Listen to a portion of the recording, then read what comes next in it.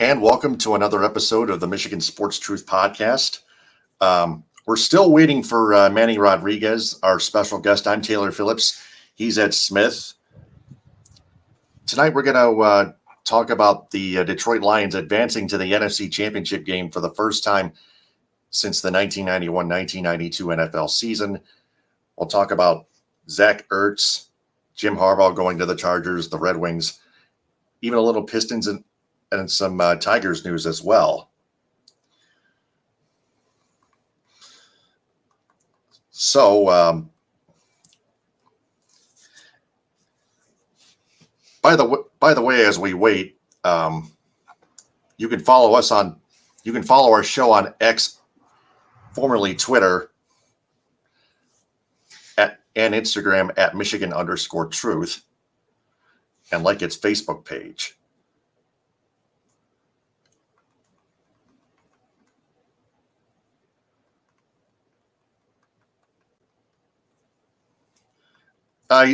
Manny Rodriguez has got his phone. I don't think he's doing it right.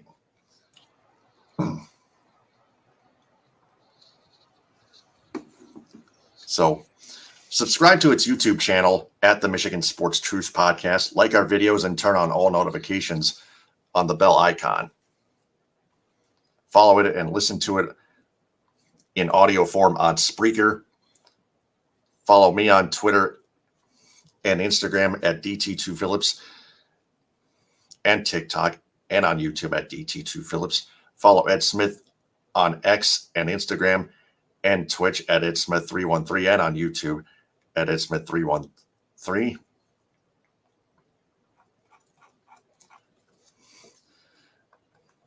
Are you near?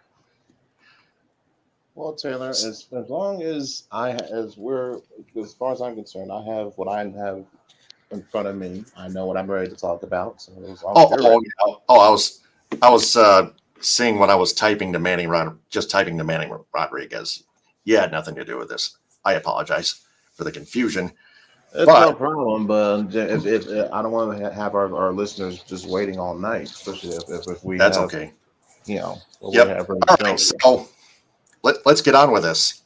The Detroit Lions beat the Tampa Bay Buccaneers 31-23 to advance to the NFC Championship Game, like we just mentioned.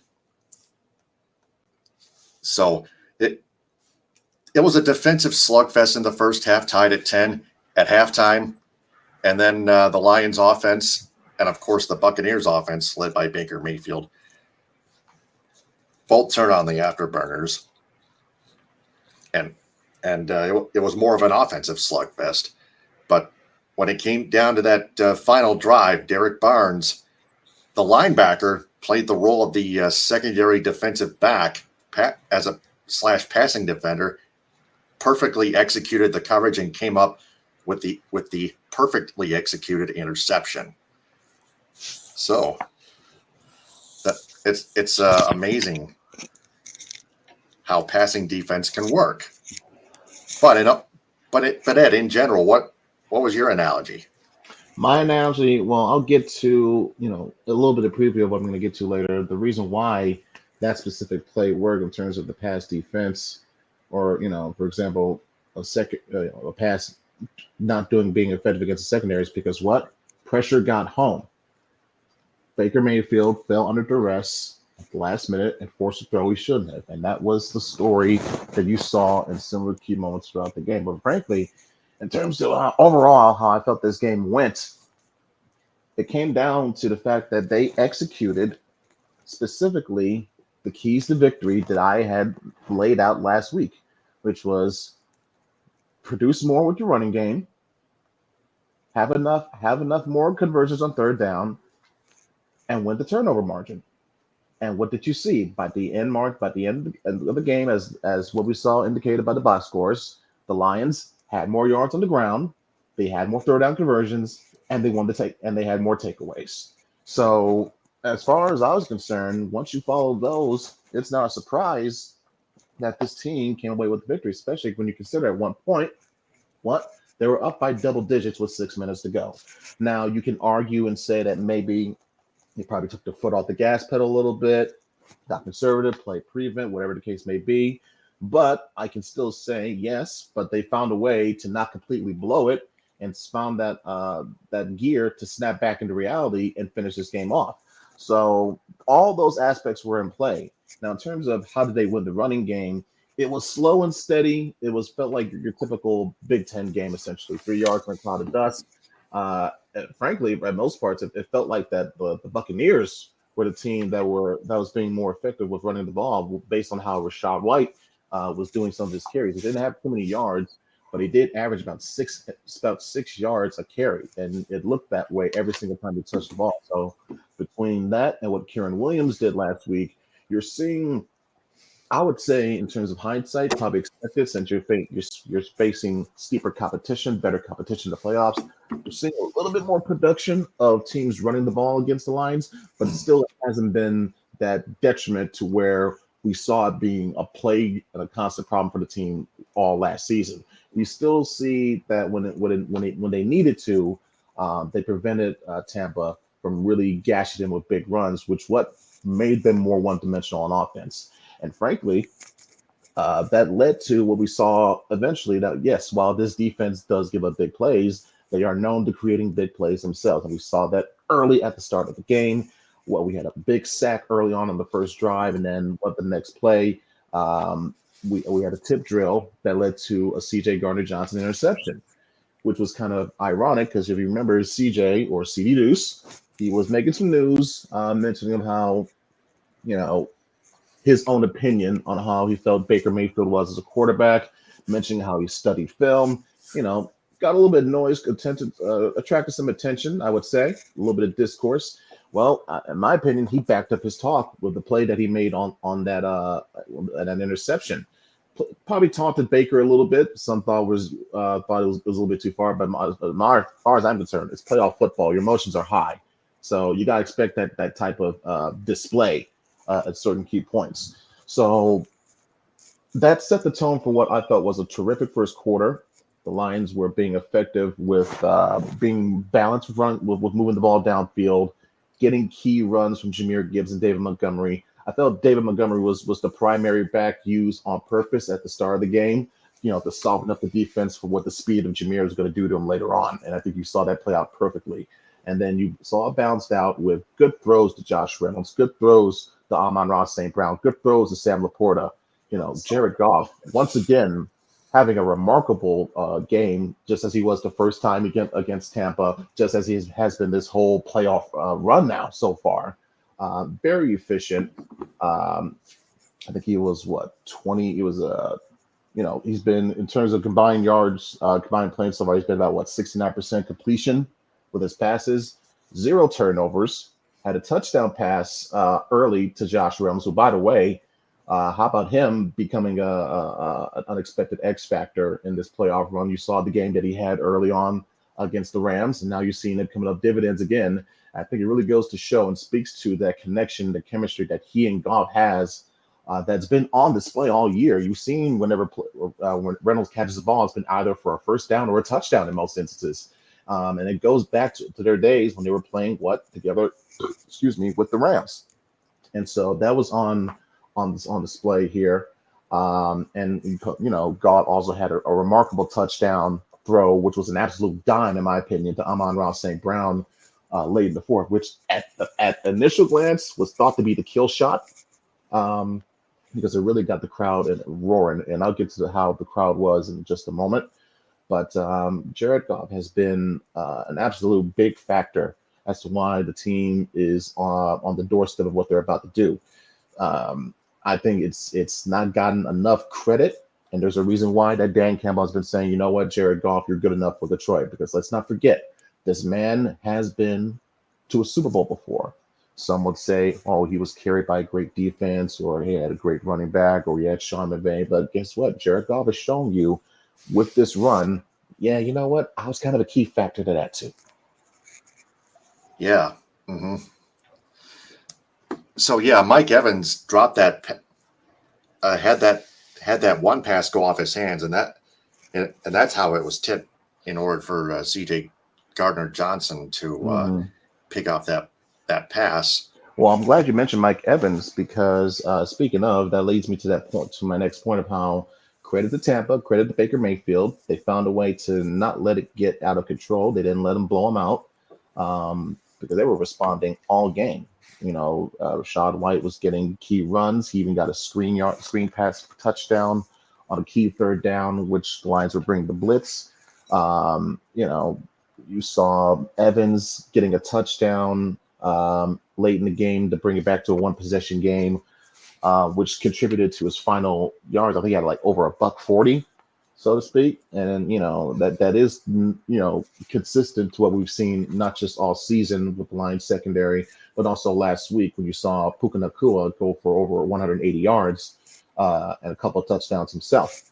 So mainly, if you also notice, these have been against Cam Sutton. So I think Aaron Glenn saw that, and he was able to make as much of an adjustment as he could because he knew that putting Sutton in one-on-one situations without any safety help was just a bad recipe. So you notice whenever he was especially specifically it was against Mike Evans. So on plays when in that second half when Sutton was covering Evans, boom, you got a safety near you. Boom, you got a second guy near you, a linebacker, some guy that's going to help you with coverage on that so that you're not getting lit up as much as you were in the first half. So the Lions were able to overcome that with getting effective key pass rushes. There he There is. you go. Perfect. Just waiting on you. Good timing. Oh How you my doing, man? goodness! Hey, I'm not very computer inclined. That's okay. That's okay. That's As okay. long as you're here, that's the main I important had thing. my We're doing good so far. We were just in the middle of recapping the Lions game. You haven't missed too much. We were just discussing of how, the Lions had a great start. The Bucks battled back and forth game throughout. While the Tampa was able to get some good passes, get good yards on the secondary, the Lions were able to counter that, I would say, with some timely sacks. Especially there was one by Aiden Hutchinson, who, by the way, now has 8 sacks in his last 4 games. I believe I'm doing that right. Yeah, going back to the Dallas game. So that was key because it knocked Tampa out of field goal range on that possession. Conversely, and again, this goes back to what I was talking about with the third downs.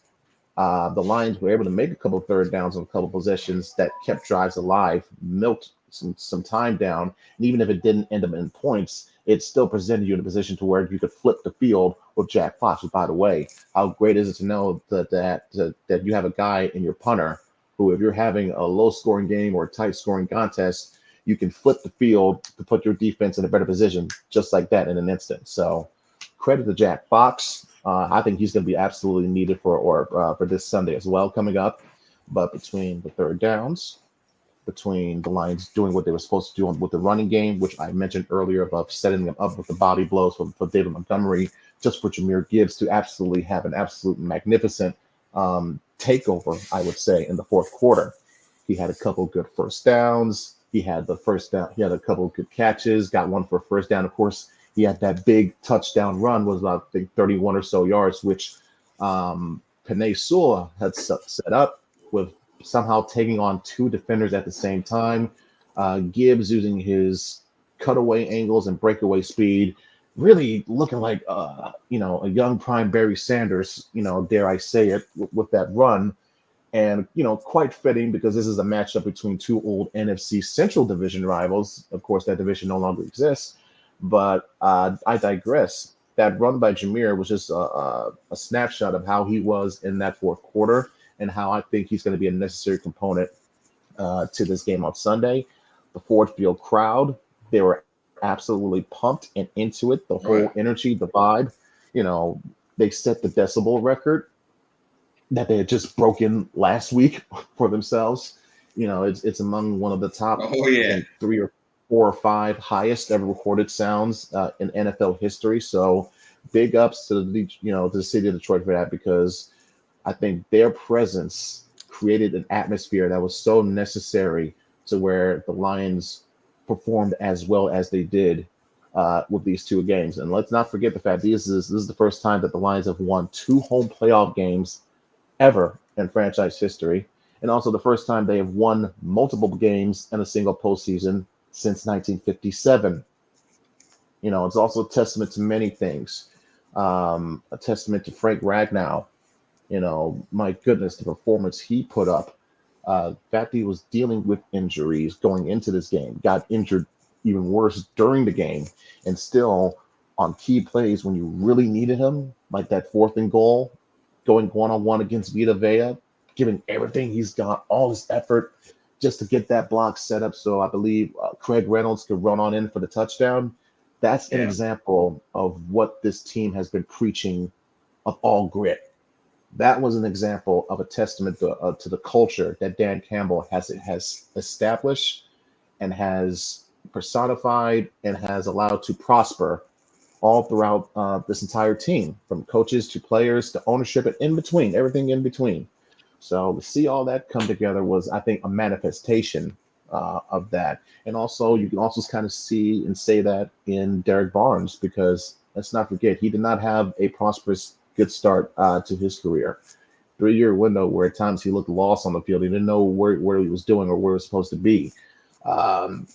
Taking fair amounts of criticism. There was a story I remember I even reposted on my Twitter page of Andrew Whitworth at last year's NFL Honors.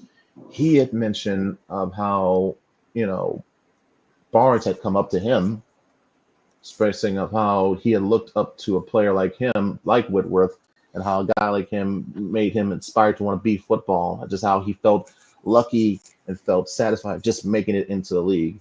And that, I think, spoke to the kind of player, the kind of person that he was, to work through all that, work through his transgressions, because, he's been through adversity in his life.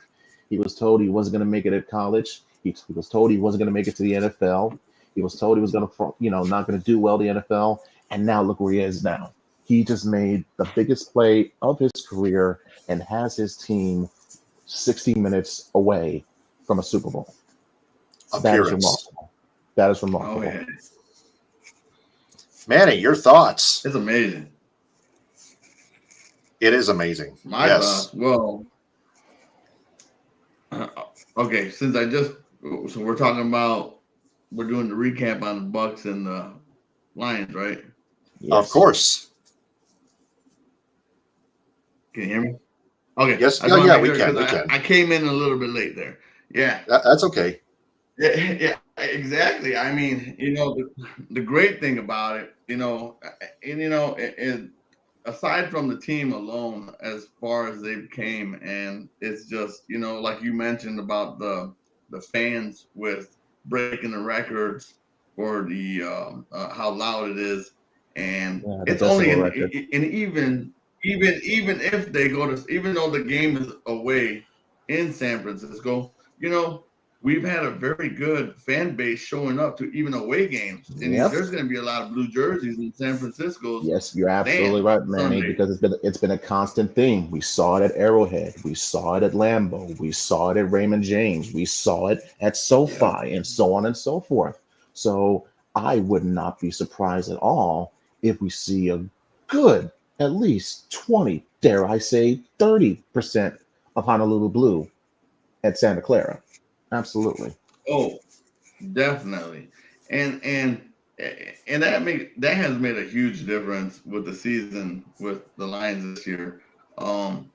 Even last year, me and my wife, we went to the Detroit and Minnesota Vikings game last year. And I'll tell you, it was loud. The game where Panay Sue caught the catch. Yep. And Coach Campbell was talking about how he was watching the wave.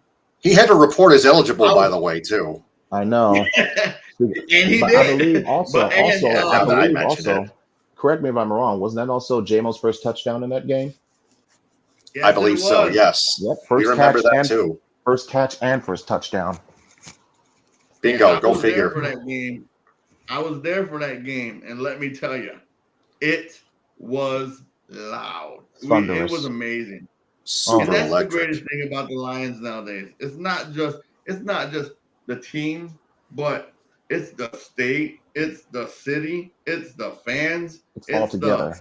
The community, everything, and it's so awesome because how long we've been waiting, what everything we've gone through, and finally the Detroit Lions are real and as real as can be. And I honestly believe that we're going to go into San Francisco and we're going to surprise a lot of people, and they can't look past us no more. Now, when you're playing the Detroit Lions, you're looking at your schedule, and when you see Lions on your schedule, you better be ready.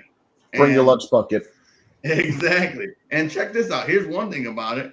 Now, San Francisco has lost more games than the Lions, I believe. They've lost 5. And 5 of those games that they lost, 3 of them were on their home field. And let's not forget that the Lions, they are more than comfortable with playing away from Ford Field. We saw it not just this year, we also saw it last year too, going back to that Sunday nighter and at the end of the year when they went into Lambeau. They already knew, listen, Yes. they weren't going to make to the playoffs. Their season was going to be over. But you know what they did? They ended not just the Packers season, they ended the Aaron Rodgers era. So if Yes. they're able to do that, and then your immediate next game is to go into the defending Super Bowl champions' backyard on their banner night and ruin their party, you better believe they have all the confidence Hey. in not just themselves, but in Oh their yeah. coaches that they can go in to San Well, Francisco and give them a good fight, an absolute great fight. I would say they're not just playing with house money. They have, well, guess what? in use terminology, they have a boxer's chance, more than a puncher's chance, honestly. Yeah. Well, guess what? Well, guess what? They did that in the first game of the season when they went into Hmm. Kansas City and beat them on their field. by Yep, and one point. and I'm noticing some similar parallels when you think about it By in terms one of point. But how did we beat the exactly. Rams? We beat the Rams by 1 point. Exactly. And that's all that matters.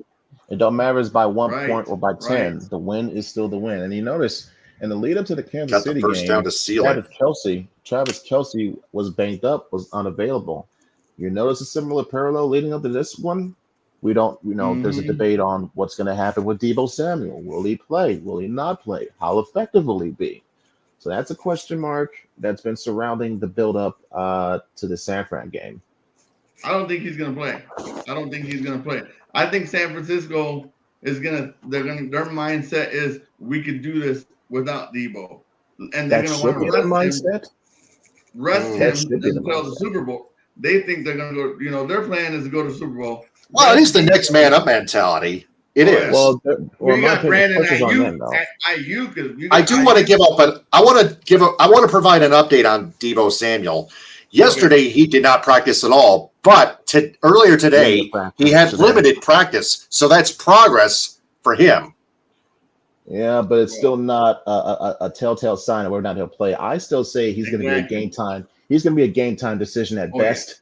And even if he does play, we'll see how much he'll be able to go. I'm expecting something to where it's not exactly going to be like Blake Corum at Ohio State at the Horseshoe, to where he gives one snap and just can't go anymore.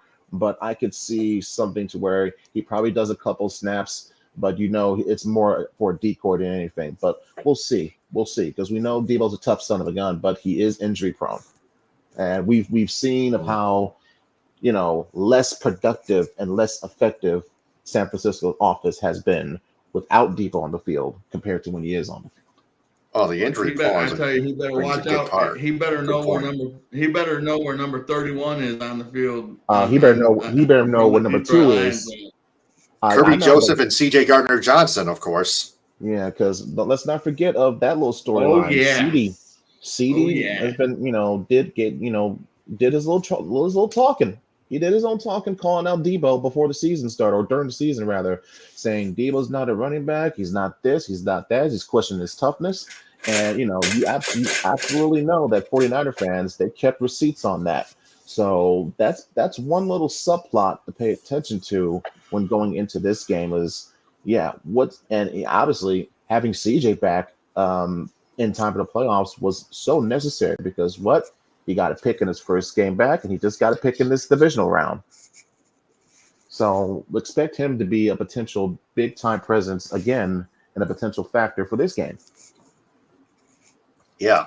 Oh yeah. And Yeah. yeah, and we're going to preview the 49ers a little bit later on in this episode. The Lions did sign three-time Pro Bowler and previous Arizona Cardinals tight end Zach Ertz, a Super Bowl winner, by the way, mind you, to the practice squad and will possibly be elevated. He will possibly be elevated. Of course, he has to the roster, the active roster, prior to the NFC Championship game in San Francisco against those 49ers. So Zach Ertz will work alongside Sam Laporta, former Eagles tight end as well. Super Bowl 52. That's when he won. I believe got that his ring. was. I believe he was the one who caught. I believe he was the one who caught the game-winning touchdown in that one. Correct? I believe so. Yeah. Yeah, that was against one. the Patriots. Yeah, that was the debated touchdown as to whether or not he had crossed the goal line clean or not. But that proved to be the go-ahead touchdown for Philly. Yep, a touchdown against the Patriots. Yep, of course. But Chris Pame joining us in the comment section. Manny Rodriguez, by the way, is a coach for a minor league team and the husband of office manager Robbie Rodriguez from WMLM 105.9 FM 1520 AM, where I call play-by-play for high school football and high school girls and boys basketball for Ithaca and St. Louis. The Ithaca Yellow Jackets and the St. Louis Sharks, by the way. Yeah. Ertz is still valuable in case Laporta is hurt. I think Sam Laporta is going to play, but so is Zach Ertz. Ertz is valuable because he's needed. This is like an emergency. The Lions need depth. You need depth because not just Laporta was already banged up. Let's not forget also James Mitchell got injured, and then also during the game against the Bucks, Brock Wright, even though he had a great clutch catch third down for a touchdown. By the way, he did it on the play that he did it looked exactly like the same play where you had that big touchdown against the Jets on, and a lot of people pointed that out. I noticed the similarities, but he also got hurt later on in the game. He was now out, so he's not going to be available for San Fran either. So this is definitely an insurance policy. But what better insurance policy to get than to sign a guy who, as you mentioned, Super Bowl champion, caught the game-winning catch, has in his career 46 touchdowns, over 7,000 yards, and 700 reception yards, 700 catches. This year alone, playing for the Cardinals, which played the San Francisco 49ers twice. Oh, yeah. He had himself, in terms of overall for the season, 27 catches, 187 yards, touchdown. So obviously a step down from his younger prime years, but his experience and what he can bring in terms of depth, working with Laporta in the pass game, but also in the running game too, being that necessary extra blocker on certain key running plays, could be a very big difference in this game, because if there is a weakness that could be potentially exploited, it's based on what I saw last week with Green Bay, with what they were doing with Aaron Jones. I absolutely think that the Lions can do the same thing with San Francisco. It reminded me of how the week before the Cowboys game, you saw how, leading up to that, Buffalo and Miami were just able to run the ball at will against the Dallas, against the Cowboys front. We saw that again. We saw that here between Green Bay and the 49ers. I think the Lions have a very good chance of being able to establish the run early, which will give them a good chance to get some points on the board and establish great momentum. Because I think playing with a lead early will put even more pressure on San Francisco to want to try to, perform, and live up the expectation. Because, like I said, pressure's off on us as far as I'm concerned. And that's the big thing about Zach Ertz is, as you said, his value is his experience. He's been in the league for years. He's played on different teams. He knows the NFL. He knows the game, and with that experience, that's what's going to help us a lot. And I'm hoping Laporta is 100%. Because he honestly is our number one guy, and he's going to be one of the greatest ever. And, you know, and I'm great. I would I'm say so number grateful. one guy after St. Brown. After St. Brown. Yeah, St. Brown. I love St. Brown. Yeah. He's so awesome. I love that guy. And it's so sad that he did not get selected for a Pro Bowl, but he got All Pro. But All I Pro. think he's a Pro Bowl player. Oh, you better believe he's a Pro Bowl player, and he's shown you why with how he's been playing in these playoffs, making key catches, showing up yards at the catch, fighting through tackles, catching touchdowns. You know, he's shown you why he's a absolutely top 10, dare I say, one of the top 5 best receivers in this league. You know, I understand. He plays with a chip on his shoulder. Like, oh yes, like how he was talking about how he was mad about how he didn't get drafted. Like, he knows every name of every receiver that got drafted before him, and he didn't like that. And he went out there, and his mission was to show you underestimated me, and that's his thing. He's going out there and he's showing people like, hey, you underestimate me. I'm the guy. He's the one. How did he say that word is to say who's the man? You know, he's him. It's him. Yes, it's him. Oh yeah, he's definitely a him. Panay Sewell is a him. Yeah. Sam Laporta is a him. Jahmyr Gibbs is a him. Brian Branch is definitely a him. And by the way, what does that speak to? These are the rookies. You know, that these so-called draft. These are the so-called rookies that these so-called draft experts wanted to mock and say Brad Holmes had a horrible draft. Well, look where they are now. We got the best draft. Jahmyr we got Gibbs, the best rookie draft class. One of the best rookie draft classes ever. When you have an all-pro running back giving you 1,200 yards from scrimmage and 10 touchdowns, an all-pro tight end, okay, and a safety who looks like he has all-pro potential written all over him for years to come, in Brian Branch. Yeah. Okay, that is just truly remarkable of how you're able to hit it year after year, not just with the first rounders, even the second rounders, but finding guys in the third round, or finding guys, you know, even if it is the second round, it's guys that for some reason, they fall to you, where you're able to get up and get them before someone else gets them. Yeah.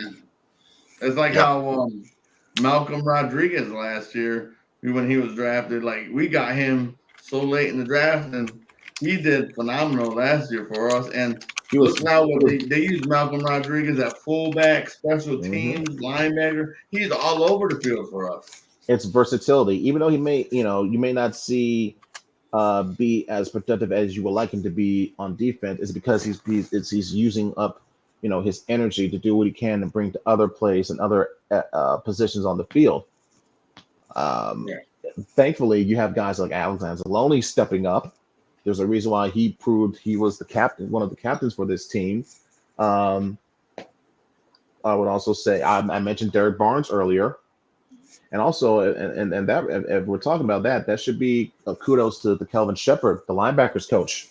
You know, because that's one of the key components. That's one of the key coaches that doesn't give enough shine. Him and Frank Haley, the offensive line coach. Because while, you know, Ben Johnson and Aaron Glenn are the respective coordinators, you know, these are key position groups that have been absolute major contributors to our team's success, especially that O-line. So I think the coaches of those groups, O-line ever. deserves their props, because when you have guys like Sewell and Decker and Ragnow and Glasgow and Jackson, who it sucks that he's going to be out for this game, but the expectation is if we get through this one, he'll be available for the Super Bowl. That will be important. So it'll be interesting to see how San Francisco tries to attack. I believe it was the left side, which is where Jackson works. How they attack the left side of the line. Right. I was surprised. I remember when I was watching the Lions game. I don't know what game it was, but I noticed that we have Coach Fox. Remember the head coach of the Carolina Panthers? Yeah, Coach Jack Fox. Yeah. Yeah, and I seen that, and I was like, "Holy cow! I didn't even know he was on our staff." I mean, you got to give credit. I mean, not the players. The greatest thing that they did is they changed the culture. They changed. They bought into Dan Campbell, and frankly, Dan Campbell's the kind of coach to where he's not your prototypical X's and O's guy. He's not your he's this guru or quarterback whisperer. He is a guy who is flat out there to be the motivator, Yeah. the leader of men, and also to help bring out the best in players that speaks to his style of football. He understands what style of football works, and he wants the right players around him to execute that as well as possible. And we've seen that come to fruition now in these 3 years. Had a rough start, but once you got the right players and the right system, the right coaches involved, everything prospered the way it was supposed to be. Yeah. And bringing in the right coaches. I mean, look, they got rid of Deuce Staley. They got rid of a bunch of guys that we had. We brought in these new coaches, and I'm so happy with what they did. I mean, with our coaching staff, our players, and it's sad to hear now that Johnson is going to be going to probably the Commanders, and we might lose Seattle. Glenn. Yep. And it's just, I mean, well, this was and then you got to deal with those teams have interviewed him and Aaron Glenn, right? Oh yeah, some teams he's still doing interviews, and then it's just like the case with Michigan. We just lost Harbaugh, and I'm just like, why? We're gonna get to that next. Later. And we'll preview the Lions 40. We'll dive a little deep. We'll dive even deeper into the Lions 49ers game a little bit later on this episode. Yeah, because I'm amped. But now that you mentioned Harbaugh, he earned that hiring by winning that national championship for the Wolverines. That's why the Los Angeles Chargers hired him. So there's that. Ed, you go first on this one. Yeah, well, frankly, this was an outcome that I anticipated, but long accepted, leading up to and obviously since the end of the national championship game. When you consider the fact that Jim Harbaugh has prior connections to the Chargers franchise, because he played for them as a quarterback in the late stages of his career. In fact, I think it was like from 96 and 97 to 2000. He was the starting QB for the Chargers, the then San Diego Chargers. It was one of the last stops in his career before he retired and eventually started transitioning to coaching. So that's not a surprise there. It's not surprising to consider the fact that he can work with a young QB in Justin Herbert, who has, without question, I would say, top 5 potential to be, that type of potential to be one of the top upper echelon quarterbacks in this league, to be on par with the likes of Patrick Mahomes or Josh Allen or Lamar Jackson. To be in terms of Cam Newton's words, a game changer as opposed to a game manager, which is not exactly a negative term, but you could tell by watching certain players how they play, how they operate, how they make big plays. You can tell which ones are game changers and which ones are game managers. In my opinion, Justin Herbert is a game changer. He has a couple requisite good pieces around him. I think he just needs a little bit more of that, but also the right coaching. And I think you have a guy like Jim Harbaugh, who is going to be seen as a massive upgrade from Brandon Staley in more ways than one. And also, when you think about what he's done and has been going through currently, both past and currently with Michigan, it gets him, in my opinion, away from the eye of the storm with the NCAA, which in turn I think is going to which may very well take pressure off of Michigan in terms of dealing with the outcome and fallout with this whole investigation or investigations, so to speak, whether it be the Burgergate or Signgate. But and I think it's been reported that in terms of staff who's going to take with them, more than likely he's not only just taking his son Jay for special teams, he's going to be likely taking Jesse Minter for the defense. I would be very intrigued as to see who Michigan gets to replace that spot. That, in my opinion, believe it or not, has me more concerned as to what they could do to fill that, as opposed to who they have as head coach, which I'll get to in a moment, as to who I think should definitely be, without 1,000%, should be the replacement for Jim Harbaugh. But in terms of what Harbaugh has done at this point, after what he has accomplished, after setting, I guess you could say his goal or whatever from the moment he first got here, first season 2015, to now. 9 It was, years. He was it 9 was a years with job Michigan. accomplished. It was a job accomplished, in my opinion. Yeah, rough. He didn't get some of those big goals done earlier enough. He probably would have liked to have done, but he did give you multiple 10-win seasons constantly. He did give you constant improvement in recruiting classes. He did give you a much needed return to not just national relevance, but also championship contention and just flat out, not being an embarrassment, because after the Rich Rod eras and the Brady Hoke eras and the tenure of David Brandon, Michigan was at its lowest point as a program. Oh yeah. And, we saw what Harbaugh going through step by step. I've already mentioned in detail the Sisyphean journey that and heartbreaking moments that I saw witness live as they happened as a Michigan fan throughout the years. I don't need to go through it, but between plays like trouble with the snap or JT was short or this and that and the other, they still persevered. They still won games. And while they did hit rock bottom in 2020 with the COVID year, winning only 2 games, it still, I think, gave them that pause, that spark, so to say, hey, we got to change up everything. Now, some will take it as say, hey, that's when they cheated. But also, if you consider the fact, if you remember, that's when they brought in better coaches, first and foremost. Yeah. Guys like Mike McDonald, guys like Jesse Minter, guys like Sharon Moore. Okay. That more than anything was key to helping develop and grow the players that we had into not just working within the system, but into being overall players to where they can be seen as, the guys that got next in the NFL. So between what you was able to do that and these last 3 years, let's see, these last 3 years alone, because we know he's had, the multiple wins, the high percentage records, this and that and the other thing. It's going to be seen as the top highest, coaching resumes in terms of win percentage, record, and all that in Michigan history. That's good. But just what he did in these last 3 years alone, it speaks for itself. Yeah. Three straight undisputed Big Ten championships. You have 2 convincing, dominating wins over Michigan State. And frankly, if you're not blown a lead, a 16-point lead, that would have been 3 straight wins against Michigan State.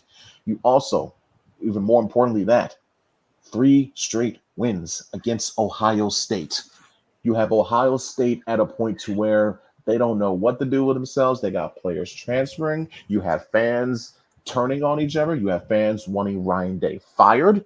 You have broken and have put Ohio State and its fan base into a blender, or I should say a potential teetering spot to where one more loss to Michigan next year, or their next season rather, would send them into oblivion in their view. So that's what you've done with Ohio State. And not only you did that, you went to and finally won a playoff game. You won the Rose Bowl of all games. You also, in that same process, not just beat Alabama, you also retired Nick Saban. And then you finish all that, you wrap it all up with a nice bow, 15-0, dominant national championship winning ceiling performance against Washington in Houston. So as far as I'm concerned, like a Penix Jr. and company. Exactly. So as far as I'm concerned, I compare this to how, as a Michigan fan, I can compare this to how Cleveland Cavalier fans might have felt in 2018 when LeBron James left for the Lakers. Because think about it. After LeBron won that championship in 2016 with the 3-1 comeback against the Warriors, that was it. He had accomplished everything that he needed to do. He had completed his mission. He completed his journey. He completed his promise to his home, to his city. And after that point, if you were a Cavs fan, you could forgive the past failures. You could forgive the way he left the first time and accept whatever came next. Because you finally got that championship and you were complete. You were at peace. So as to where even that he did leave for, ironically, left for Los Angeles, it didn't really sting as much because you saw everything get accomplished. And that's the same thing here. If Harbaugh had not done what he had done in those last 3 years, it would be seen as a much more bitter ending and a much more bitter pill to swallow. But because you got all that, you won those championships, you beat Ohio State, you beat Michigan State, you won the Rose Bowl, you won the national title, you went 15-0. You have done what you set out to do, which is leave Michigan in a better place when you leave than where it was when you first got here, which is the constant theme of Jim Harbaugh throughout his whole coaching career. You saw where he was when he got to Stanford. You saw how it was when he left. You saw how it was before he got to San Francisco, and you saw what he was after he got there. And what you saw how it was before he got to Michigan, and now you've seen what it was after he got to Michigan. Yeah, nothing else to win. He won it all. He won everything. Yeah, exactly. Everywhere he went, he wins. Everywhere he goes, he wins. You finished your story. That's the whole objective. Yeah, you completed the mission. So at that point, he's more than free to do whatever he would have liked and wanted to do. And frankly, at this point, after 3 straight years now of the constant will he or won't he, I think it's comforting to know that, hey, listen, we don't have to go through this spiel again next year. Like, it's settled.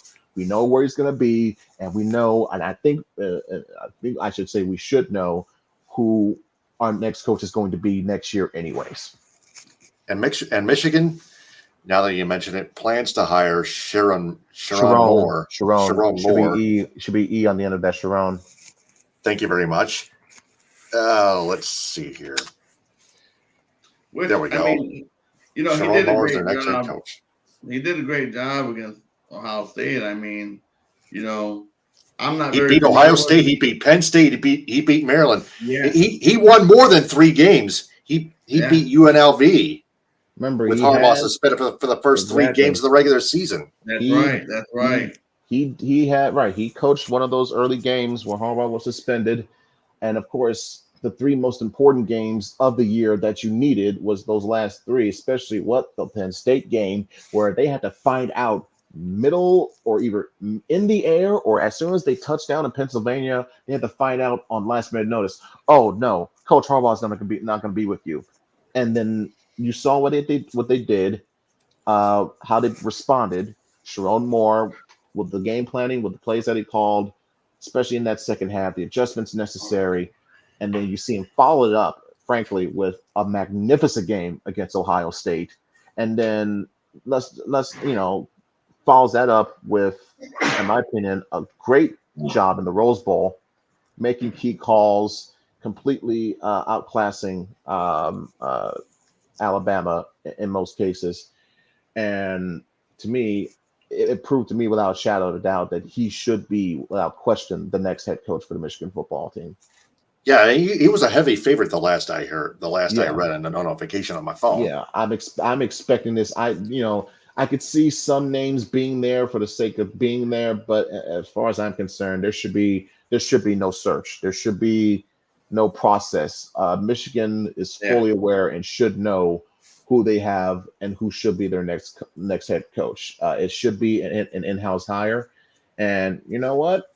It goes without saying, I think it's kind of cool that it's about time that we're finally going to get Michigan's first full-time black head coach. I think that would be nice to see. I think it's about time in 2024. Just saying. A very motivational one at that. Just saying. Sure.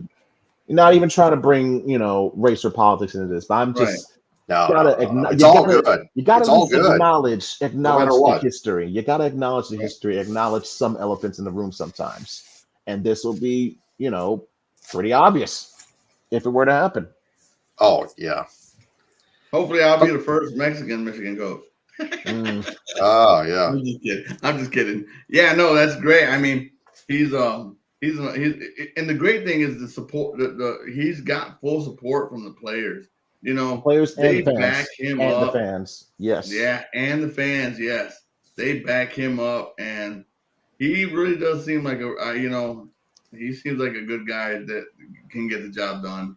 And so hopefully he can do that because, it just sucks to see, we go to the national championship and Harbaugh but he deserves where Well, he's think going. about it. Think about it. Um, Miami went through this. Remember, they won the Yeah. national title in '84. Schnellenberger says, "See ya." Yeah. Luckily, they had Jimmy Johnson, but Yep. it's not easy. I will admit, I'll give you that. It will not Nothing be is easy easy. to replace that shadow. I should Right. say. Yeah.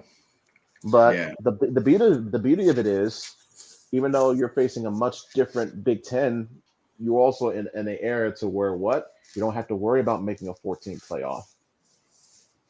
Right. You're an expanded field. You're in the era. You're in the era of 12 now. You know what's So, crazy? Our schedule changes next year. yep. Have you seen the Michigan schedule? Like a lot of the conferences are getting switched, and we're gonna Exactly. have They're we getting have rid of Texas. divisional. Yeah, we got Texas, we got Yeah. Washington, we got USC, we got Yeah. Oregon, All and coming to the gonna be Big tough. Ten, It's except gonna be Texas. tough. Texas is still in the Big 12, but yeah, but it's Oregon, still, Washington, and USC are all coming to the Big Ten already. It's still a big time yeah. out of It's still a big time out of conference game. We're going to see less and less of these cupcake games, which I'm glad of. I have no problem of, because I want to see how we look early on against the best of the best before we see what we have to do come playoff time. Right. Yeah. It's gonna be a challenge. The bar is raised even higher. Oh yeah. Because guess what? Now you're the hunted, which should be expected. You were the hunted. Yep. The ultimate target is on your back. Exactly. Yes. You're now the defending national champions from here going forward. Reigning and defending. Yep. And still until. Pretty simple. That's the way it works. Yes, it is. Every season. When you're on top, everybody hates you. Everybody's coming for you. Yep. So expect their best shot every single week. Yeah. I've resonated with that for so many years since I was a kid. So, the Red Wings, they beat the Tampa Bay Lightning 2-1. A heck of an accomplishment with Vasilevsky and Lyon in net, by the way. The Red Wings lose to the Dallas Stars 5-2 after allowing 4 goals in the second period, but they blanked the Philadelphia Flyers tonight 3-0. Alex Lyon, 30 saves. The Red Wings got just 20 shots on goal, but Dylan Larkin and Moritz Seider each had a goal. Moritz Seider also played stellar defense on the ice. That's good. And Lucas Raymond picked up 2 assists. Andrew Kopp, a shorthanded goal assisted by Michael Rasmussen. And now the Red Wings, where they stand right now, 25, 18, and 5 with 55 points. Still 5th in the not-so-Atlantic division. Manny, I hate that. I don't know if you've seen my NHL division realignment concepts yet. I don't think I've shown you. But the reason I did that, the reason I made those up is because the Atlantic division is so messed up geographically. Yeah, the Red Wings and Lightning can be a rivalry regardless. Take the Red Wings and Avalanche for example. Back in those days, they were in different divisions, yet they used to be in the same conference. Yeah. And look at I agree. So, Yeah. But the key thing is here as we look is how they performed. By the way, now they are 9-2-1, I believe, in their last 12 games. oh So yeah, they've been racking up wins. They've been racking up points. They've been staying in playoff contention. They may just mess around and actually, at the very least, claim one of these wild card spots. So this was an example of the progress you wanted to see now, because this is what, year 4 going on year 5 of the Yzer plan. You wanted to see some results. You want to see progress instead of promise. And that's what you're seeing now. And I think also getting an addition like Patrick Kane was such a massive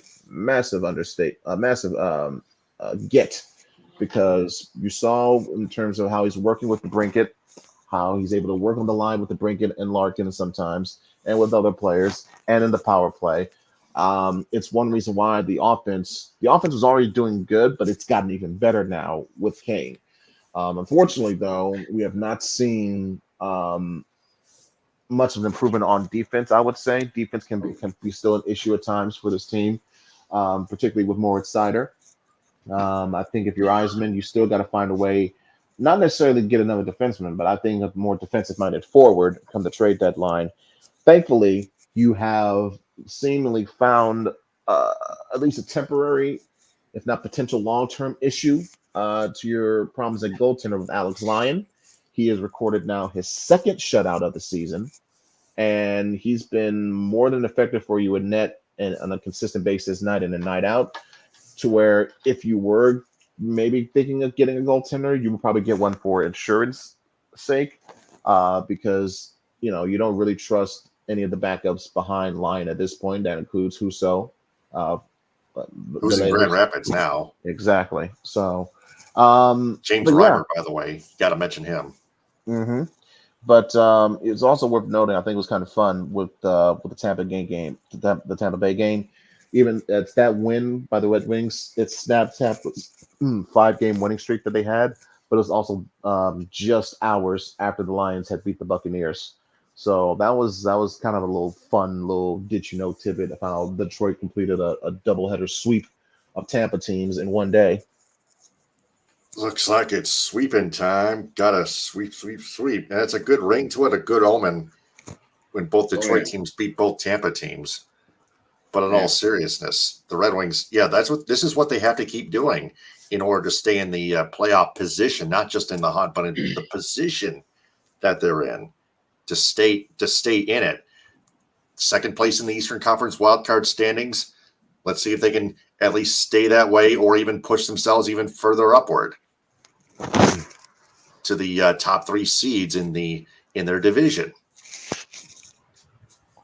Well, yeah, if you reach, the tier of, hey, we're at wild card status, then what? Now you want to set yourself for that next goal, which is figuring out better seeding, figure out a way to assure yourself a spot, getting locked in to the playoffs as opposed to being one of the last teams in, so to speak. Yeah. The Pistons. Let's get to them. We have an update on Pistons guard Cade Cunningham's status and some trade interest rumor intel from the Athletic. Ed, do you want to fill us in? Yes, absolutely. First and foremost, let's talk about the fact that recently the Pistons got their second win. Their fifth win? Their fourth win? Fifth win, right? Yeah, it is fifth win of the season. Beat the Hornets 113-106. Yep, and it is now officially their second win of the season against the Hornets. And to me, granted, it's not much. You're still one of the 2 worst teams in all basketball, but it's a good confidence builder to know that hey, they're still trying. They're giving effort. They're not taking or blatantly taking or giving up completely. They're trying to give it their best, even though they're not well put together or not well coached. But that's still not a knock on them as players. I will have also. I'm hoping that they are able to win enough games to where, it's still a horrible season, but you saw that there was enough glimmers of progress throughout this team to where, what you got to cut out, what you got to get rid of. You've already seen the moves that they made so far, trading some players, getting rid of guys already, like Isaiah Livers, for example. And speaking of trades, I would say, based on information that I got from reading an article from The Athletic, written by James Edwards. I think it was posted either yesterday or today.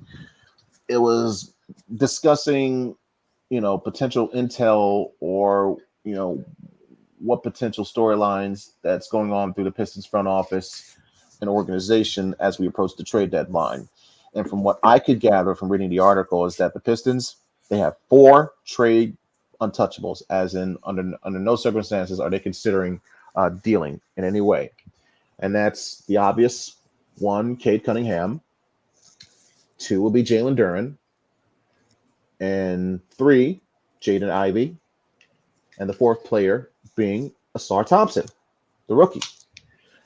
So it goes without saying that other players, like, for example, your Isaiah Stewarts and, oh my God, your Killian Hayeses, they will be open to the possibility of dealing those type of players. But the ones that are absolute no under any circumstances are those four.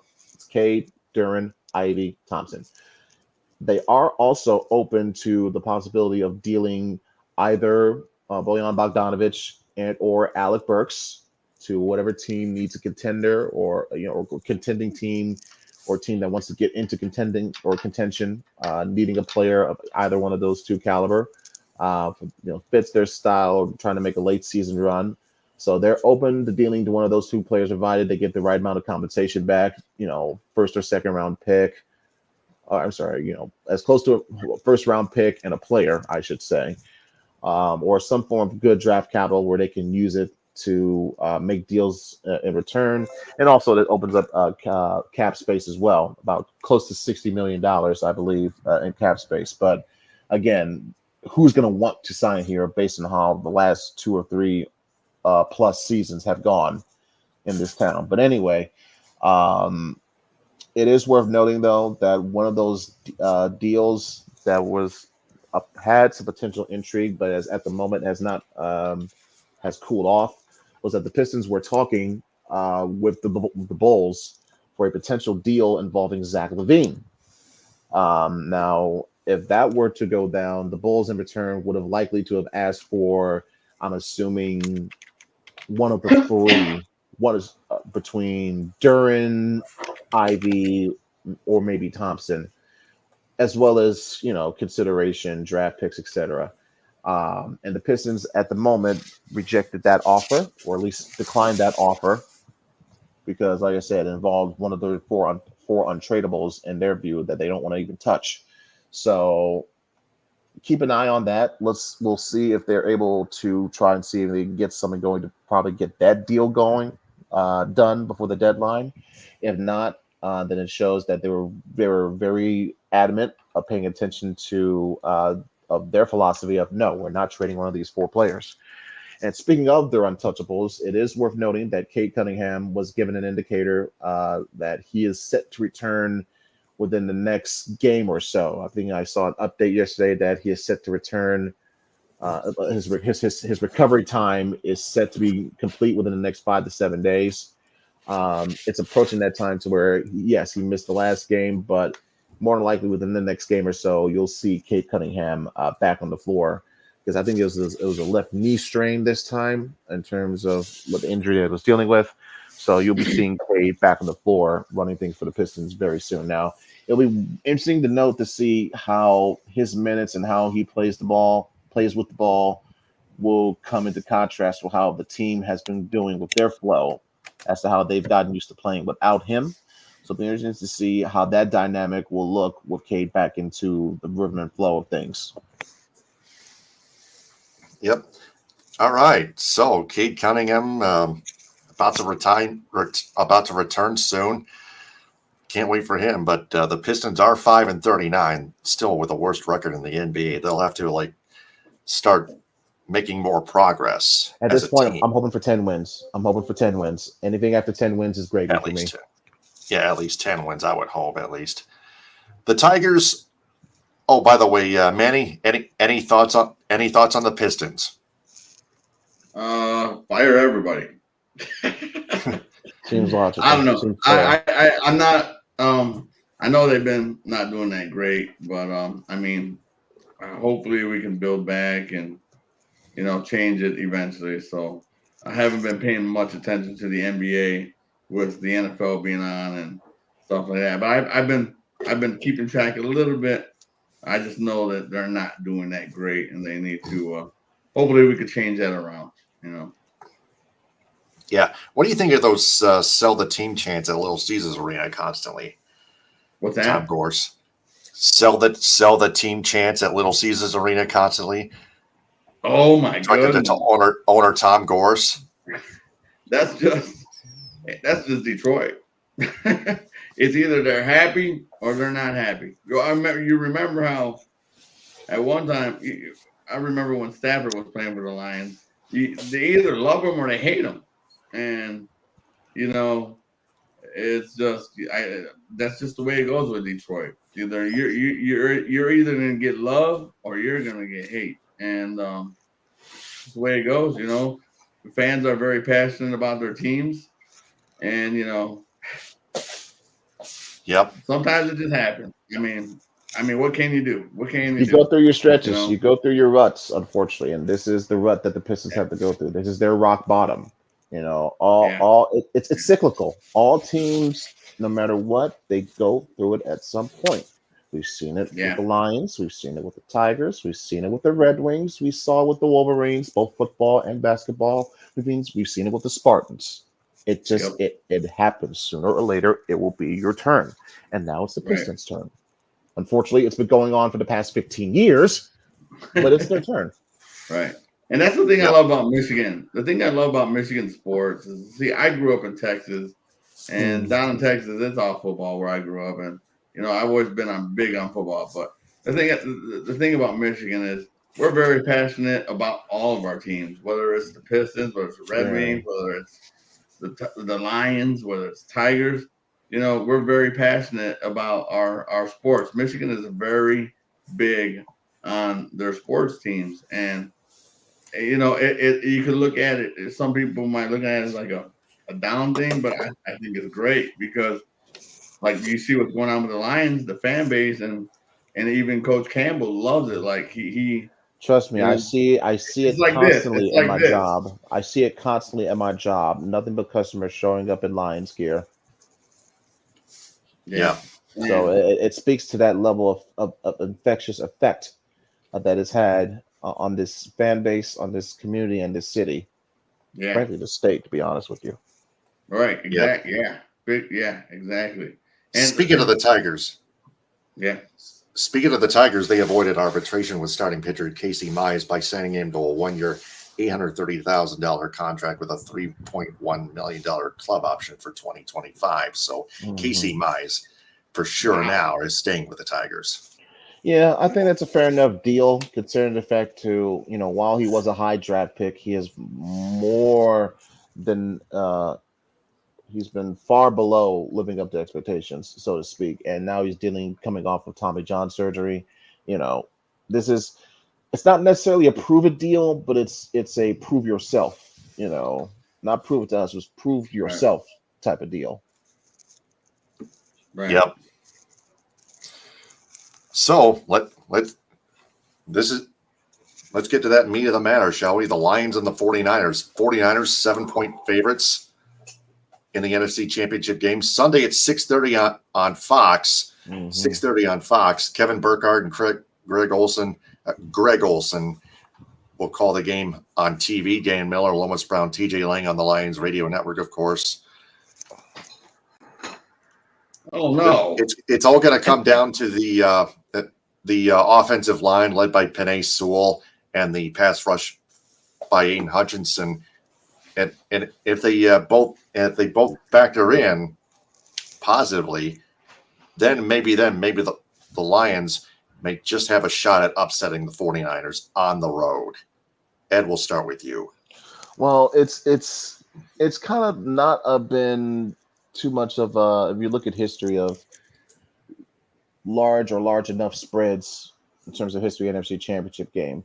It's not been too common of where you see an upset here or there. No, for the most part, the team that not only is favored by a good amount of portion, not only do they win, they also cover.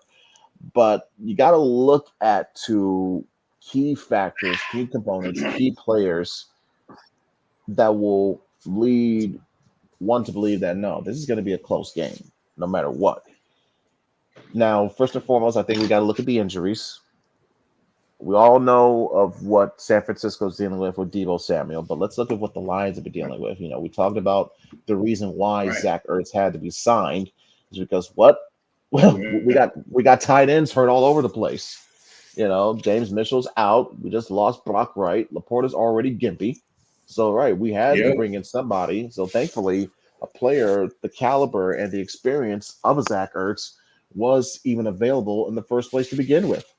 So that's one component that you got to look at is even though Laporta is healthy enough to play and to give it a go, how effective is he going to be? Which is comparison, you would say, to how Deebo Samuel will be getting those type of questions or concerns as to how he may look if he tries to give it a go for Sunday. But because we've seen Laporta play through injury, play hurt, and seemingly get a little bit healthier, get a little bit better Right. week after week, you're expecting him to be to where, yeah, he may still not be 100%, but he is more than capable of giving you a solid effort. You don't have that doubt with Laporta as you do with Debo, if it makes any sense. And in terms of other injuries, I mentioned Jonah Jackson. He's out. But also, in comparison to that, Frank Ragnow, he was already been dealing with toe injury all year. But also Yeah. in this last game against the Bucks, he's got his leg ran into multiple times. Was going through leg, knee, and back injuries all at once, and yet, like I mentioned before, still had enough reservation, enough will and resolve to gut through it and make a key block on 4th and goal near the goal line against Vita Vea of all people to help create space for a Craig Reynolds touchdown. So, knowing all that, even though Ragnow did not practice today, it is expected that he will be able to play on Sunday, which speaks to the kind of competitor he is, the kind of warrior he is. And Frank, it speaks to how he believes in this team, in this system, and in this culture. So Right. that's one aspect to believe in. The injuries. I'm not trying to cut you off, but I just No, looked go ahead. up the injury report on the line. So we got Jonah Jackson, guard, ankle. David Montgomery, running back, ribs. James Mitchell, tight end, hamstring. Joshua Pascal, defensive end, knee. Craig Reynolds, running back, hamstring toe. Brian Branch, cornerback, ankle. Teddy Bridgewater, quarterback, knee. Jameer Gibbs, running back, his hamstring. Sam Mhm. Laporta, tight end, calf, and Frank Ragnow with the toe. So those are a lot of key players. Now, which one of those are out? Because I already mentioned Let me see. I think yeah. Right now, those have to be game time decisions, won't they? yeah, it's got Jonah Jackson did not practice. David Montgomery did not practice on Wednesday. Well, I got the Light Thursday. practice. Well, I got the Oh, Thursday Thursday. report. Yep. Right here's the Thursday. Um, I got well, Thursday. here, Jonah Jackson did not no play practice. practice. David Montgomery did not practice. James Mitchell light practice. Joshua Where are you Pascal last seeing? practice. I'm just being honest. Where are you seeing David Montgomery? Because I'm looking at Dave Burkett's injury report for today for Thursday, and I Mhm. don't see David Montgomery's name on there at all. So probably it's Okay. a sign that he did Yeah. was able to practice. So I think this is previous injury that he had throughout the season. There's at least Oh be wait a minute. previous That's injuries. freaking. Oh, you're right. You're right. No, this So, is but that's okay. one. I got you, Manny. I got you. We No make worries. mistakes. I got you. Right. We're all No, learning. I was looking at the wrong week. It was week That's 7 okay. that they gave me. Yeah, after Okay, the yeah. Tampa game, but that's okay. Yeah, But this is the yeah, current one. This is the yeah. current Okay, I injury got report. you. Sorry Well, about that's okay. that. So that's okay. This is what Dave Burkett posted earlier today, everyone. If everyone's paying attention and focus. Jonah Yep, Jackson, knee, no practice. He's out for Thursday. That's yep. expected. He had the meniscus issue, I believe. So he's getting surgery on that. He will not play Sunday. He's already given out. Mhm, Chase Lucas, he was not yep. listed yesterday. He did not practice today due to an illness. So his Mhm, status is unknown for Sunday. Frank Ragnow, already mentioned ankle, toe, knee, and back. No practice either yesterday or today, but it's still expected Ah, that he will. But it is expected that he will play. It is expected that Ragnow will play. He's played through Far all these injuries too. exactly. So he'll play So through this one too.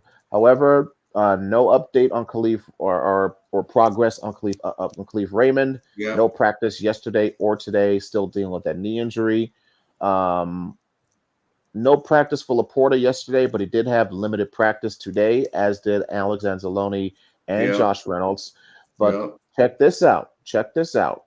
Yesterday and today, full practice for James Houston. Oh, James really? Houston should be able to go. I If he thought doesn't, so. I'll be damned. I'm just Yeah. saying. And Yeah. Aaron Glenn said earlier today in his press conference that, quote, James Houston, that's, quote, he's very close regarding the James Houston status. Put him on, man. Put him on. He said, Hey, you know what they're gonna do? They're yeah, gonna pull a coach. They're gonna pull a Coach Kilmer. Well, again, we're here's the quote. Here's the full quote from Aaron Glenn. Quote: He's very close. We want to protect the player from himself the most. I do not take injuries lightly. Hopefully, we'll get a chance to put that player on the field this weekend to make some plays for us. So, Right. that is the most positive progress I've heard yet regarding James Houston. So if he's able to come back, knowing for the fact that for example, this leads into one of my key points. Knowing for the fact that on one side of the field you have a future Hall of Famer in Trent Williams, who has given up only one, even at his age, even at this stage of his career, has only given up one sack this season for the 49ers. Compare that on the other side for where their right tackle, Colton McKivitz, he has given up 12 sacks. 12 sacks this year given up by Colt McKivitz for the 49ers. Is that defensive Detroit line that you're talking about? No, San Fran. Their Okay, right tackle on the O-line. And that is important because what? I know. If you are Detroit, that means one thing and one thing only. I am putting Aiden Hutchinson on Colton McKivitz all night long. I am not. Yes, because Hutchinson not only has had 11 and a half sacks in the regular season, he has had 8 sacks in his last 4 games, including the playoffs. He has had the most pressures out of anyone, not just on the team, but in terms of bringing pressure to the quarterback. He leads among the most.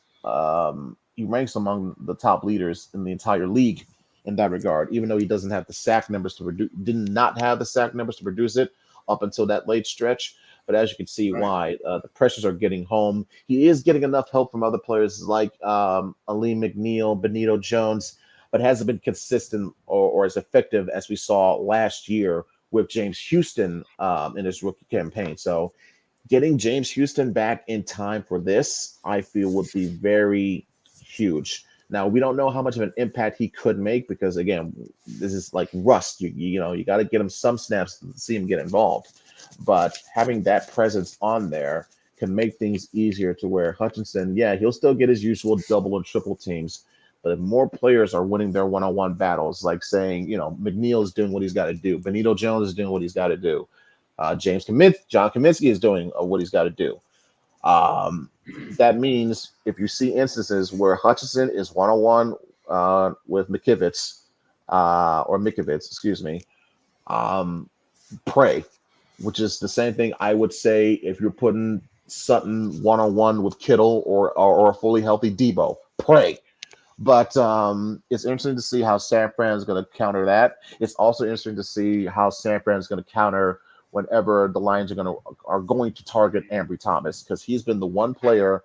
If Sutton has been getting consistently burned for us, Ambry Thomas has been getting consistently burned for the Niners. And trust me, I as a Wolverine fan, this is not done personally, man. This is only business that I mentioned this, but he's been getting burned a lot.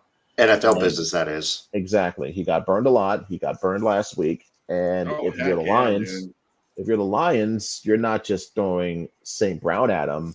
I'm throwing Laporte at him. I'm definitely throwing Jahmyr Gibbs at him in open coverage, in open space. You kidding me?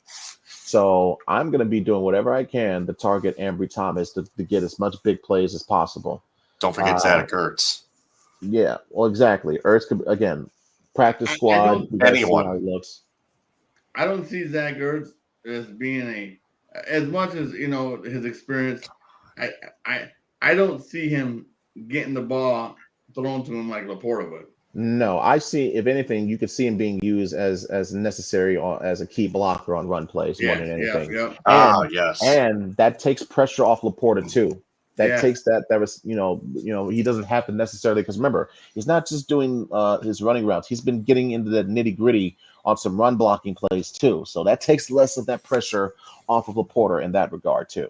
Yeah, definitely. So and it speaks to my next point of which tight end are we going to see have the more impactful game? Will it be Laporta? Will it be James? Will it be George Kittle? You would think, based on the fact that one, he's at home, and two, the other guy is dealing with an injury, you would think George Kittle. Oh yeah. But and I would lean towards that. I wouldn't be surprised if that were the case. I'm Yeah. really intrigued as to see this running back matchup, though, because on one end, you have the best running back in the league right now in terms of performance, versatility, usage, capability, all that. That is Christian McCaffrey. He had over 1,400 yards rushing. He had 2,000 yards from scrimmage. He can do it all for you. But here's the thing, though. He had gotten some of that due to the fact that he had these other weapons surrounding him as leverage, like a Kittle, like a Deebo Samuel. So if Deebo Like a is not going to Brandon Ayuk. like an Ayuk, exactly. So if Deebo, or even sometimes a Ronnie Bell, hey, again, that's 2 for 2. Shout out for Wolverines. But Yes, if yes. you're CMC, knowing for the fact that if Debo is not going to be there, that means what? That's going to draw more attention from the defense to you. So it's going to be interesting to see how McCaffrey will respond to what the game plan will be. Likely, if in the event that Samuel is either not going to go, or be able to go, or be as effective, even if he does try to play. I believe San Fran this year they're 0-3 without Debo on the field or Debo in the lineup. So, or at least going, and that was going into the Green Bay game last week, and they just got out of that one. So it'll be interesting to see. Again, that speaks to how important a factor injury can be in terms of a time like this. So, what will Christian McCaffrey do versus the combined efforts of Montgomery and Gibbs? Because this could be a game where we see, hey, David Montgomery can do what Aaron Jones was doing early on, giving you those early tone setting, bell cow runs that get you good yardage, get you first downs, keeps moving the ball forward, controlling the clock. But also, like you said, this is where you can mix that up with more Jahmyr Gibbs, using his speed, using him more out of the backfield. And by the way, you can use both backs out of the backfield as well. That's the great part. They're not just solely, this one can run and this one can catch. No, they're both more than capable of handling both those types of duties. So knowing that you have multiple backs that are capable of doing similarly to what a Christian McCaffrey does, makes you wonder if the Lions, and that's another reason why the Lions have the confidence that they do, as well as the fact that they have an offensive line as among the best in the league. And frankly, they do have another stiff test, probably their stiffest yet, because they're going against the likes of Chase Young and Nick Bosa. And let me tell you, if I had a camera, I would put it on 58 versus 97 all game long, because that should be an absolute battle. Frankly, if you put Sewell and Decker versus Young and Bosa, that can be seen as a tag team match. And it's quite fitting because this weekend, same weekend as the Lions game, is the Royal Rumble, which is going to set up the road to WrestleMania. So, and frankly, this will be a match that in some sort of alternate world, you will put on the WrestleMania card, Sewell and Decker versus Young and Bosa.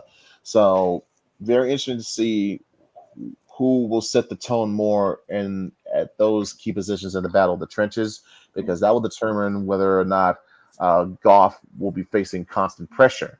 And if Goff is facing constant pressure, that may very well affect his performance versus how he does when he's not being pressured. Right. It's going to speak I to see also. I see Bosa's on the injured list too, but he's just being rested. But he is on the injured list. I expect Bosa to be full of fire and venom though in this game. Oh man, that's okay. Bring him. Yeah, and it's supposed to be a matchup. It's called competition. Oh yeah, exactly. And and you can see the similarities also when you think about it with the quarterbacks, with Goff and Purdy. In terms of what I expect to see how Jared go up. I expect to see more of the same level we've seen this playoff run. I think he'll know when to get rid of the ball fast if he sees pressure, and even if he has to take a sack, he'll take that sack as opposed to trying to force something unnecessary that will become a turnover. I think somebody tells me Purdy will be more inclined to want to try and force something, and that will lead to where the defense for Detroit could take advantage. Oh yeah. And I'm really intrigued as to how the philosophy and coaching matchups will go between Dan Campbell versus Kyle Shanahan, because Kyle Shanahan has paid respects and noticed how aggressive Campbell likes to be, especially with the fourth downs. So they're expecting to try to expect for the unexpected on any and all fourth down situation, and to try and take advantage of that if they come up short. And Campbell has acknowledged that, hey, this offense does not give you one constant thing, does not give you one constant look. Just when you think they're going to go one way, they fool you and go into a misdirection the other way. So that speaks to the level of respect that both coaches have for each other, how they bring their teams up, how they bring everything around them out. And frankly, these matchups are quite intriguing to where I think this is a game that can absolutely go all the way down to the wire. Definitely. Neither teams are one-dimensional. Absolutely neither not. teams are. There Absolutely are so many not. weapons on each side that they're very well evenly matched. Yeah, and you know what? And that's I right, would say Riley. this. Let's go Lions. I'll say this. In terms of, you can almost compare it in a way to how we saw the college football playoff played itself out, because there's without question, these are the best Final Four teams left in the league, without question, both on the AFC side and most definitely on the NFC side. Oh yeah, without question. This is like, you can't say, this team did a fluke, like, this team doesn't deserve it. No, absolutely. San Francisco, they earned their number one seed. They earned their home field advantage. They deserved their spot by especially how they were resilient enough to get that, for Purdy to lead that game, that game-winning drive, and for the defense to get that final interception. And the Lions deserve their spot because they didn't crap their bed. They didn't crap their pants at home like the Cowboys did. Okay? They handled their Packers. Or excuse me, they didn't quit. They didn't quit like the Eagles did. Okay, so grit, not quit. Exactly. Hey, so, it was defense wins championships, baby. It's all defense. Defense exactly. wins championships. And the defense, even though the defense has given up big plays, yes, to give the defense big passing plays, in fact, leaving wide receivers open. But when necessary, when you need it most, they get a big play for you done. They get a key turnover. They get a key stop. Like Derek Barnes did. Or in the case against the Rams, 3 red zone trips, 3 field goals instead of 3 touchdowns. That's your ball game difference and score right there. Or like we saw against the Bucks, Aiden Hutchinson, key third down sack, knocks Tampa out of field goal range. The 2 turnovers, so it's a yin and yang, give and take type of deal. Yeah, you'll take this, but you'll balance it out by giving this back to you. So what I love at the end of that game is how they showed, like, Aiden Hutchinson, like how he was soaking it. He was soaking it. Taking it in. He took the moment in. He took the moment in, but he also had an aura around him that says, "This is nice, but it's unfinished business. The job is not finished. The job is not done. It's emotional. It's been a great ride so far." And listen, I have not taken any of this for granted. Okay, I've had a magnificent month between what the Wolverines were able to finish and what the Lions are still able to keep on keeping on doing here. So whatever happens, but I still believe that the Lions still have some magic left in them. But it's as crazy as it may sound, because they believe in themselves, the coaches believe in themselves. There's no sense of fear or defeatist attitude amongst the fans. Like, oh no, we're coming with the expectation of we're going to give you all 110%. We're coming for a fight. Get ready, last man standing. Well, you guys remember when the New York Giants were a wild Hey. card team who went and they started as a wild card team, and they actually finished winning the Super Bowl. I think that was the year with Eli Manning and with that catch of Plexico Burress. They were a And wild the David card Tyree team. catch. The David Tyree catch against the undefeated Patriots. Yes, yeah, you're right. Yep. But they were a wild card team who won the Super Bowl. And by the way, Jared Goff, he's got experience of walking into enemy territory in the NFC Championship games and coming out the victor. I'm just saying. Yeah. He also knows the San Francisco 49ers franchise very well. I'm just saying. He also knows the California area very well since he played there at Cal. I'm just saying. Yeah. So if we see the best of Jared Goff in this game, I will not be, I will be stunned, frankly, if the Lions lose. That would be my opinion. If we see Jared Goff at his best, the Lions will win, hands down. Oh, no doubt. No doubt. Like, I mean, that's the thing. Like, a lot of people, I think, underestimate Goff, in which they shouldn't. Keep up. Not a lot, but not a lot of people. But what I'm saying is, he's been to a Super Bowl. Mm-hmm. If you put the weapons around him, he has proven that he can continue like he played with for the Rams. They brought Josh Reynolds with them. Reynolds is doing awesome with us. So, and that's the thing is like you also have an offensive coordinator, and you also have an offensive coordinator that's playing to his strengths. That's playing to his strengths and utilizing the weapons around him that play best to his strengths. Exactly. They know how to put him in the right situation. And the thing about Goff is, the thing I like about Goff is he's smart. It's like he's very good with taking care of the football. And you have to take care of the football. And he's good at that. That's what I like. I've seen on plays where I've rarely seen him make a careless mistake to where why in God's name did he throw that? I've seen plays where even if it was an interception, I've seen the intention of it. It was either miscommunication from a player or it got tipped. I've seen, but instead, of the most part, if Goff sees a play where, hey, this play is unsalvageable, he just finds a way to get up, get away, and throw it away, or just spike it in the dirt immediately to where it's not grounding. So Goff has shown that play enough times that, hey, no, we can live to play another down. Let's not do something stupid and potentially put our team behind. Yes.